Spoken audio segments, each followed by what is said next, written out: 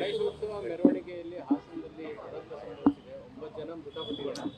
Sir ನಿಜವಾಗ್ಲೂ ಆ ದುರಂತಕ್ಕೆ ನಿಜವಾಗ್ಲೂ ನಾನು ಭಾಳ ನೋವು ಅನ್ನಿಸ್ತಾ ಇದೆ. ಯಾಕಂದರೆ ಪಾಪ ಮಕ್ಕಳು ಸಣ್ಣ ಸಣ್ಣ ವಯಸ್ಸಿನವರು ಆ ದುರಂತದಾಗ ಅದು ಅನ್ಯಾಯ ಆಗಿದೆ.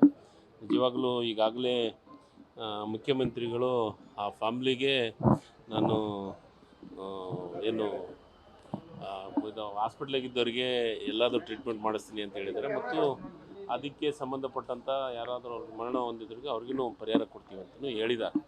ನಿಜವಾಗ್ಲೂ ಭಾಳ ದುರಂತ ಅದು ಆಗಬಾರ್ದಾಗಿತ್ತು. ಅದಕ್ಕೆ ಸಂಬಂಧಪಟ್ಟಂಥ ಕಾನೂನು ಕ್ರಮ ಏನು ತೊಗೋಬೇಕಾದ್ರೆ ಅದು ತೊಗೊತಾರೆ.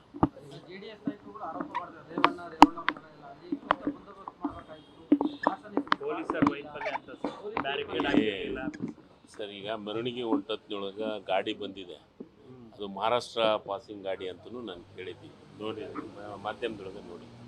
ಇದ್ರಾಗ ಪೊಲೀಸ್ ವೈಫಲ್ಯ ಅನ್ನೋದು ಬರೋದಿಲ್ಲ, ಅದು ದುರಂತ ಅಂತೂ ಆಗಿದೆ. ಅದಕ್ಕೆ ನಾನು ಸಂಬಂಧಪಟ್ಟಂಥ ಇಲಾಖೆ ಮಂತ್ರಿಗಳು ಅದ್ರ ಬಗ್ಗೆ ಮಾತಾಡ್ತಾರೆ. ನಾನೇನಿದೆ ಇದು ಆಗಿದ್ದು ನಿಜವಾಗ್ಲೂ ನಮಗೆ ನೋವು ತರುವಂಥ ಸಂಗತಿ.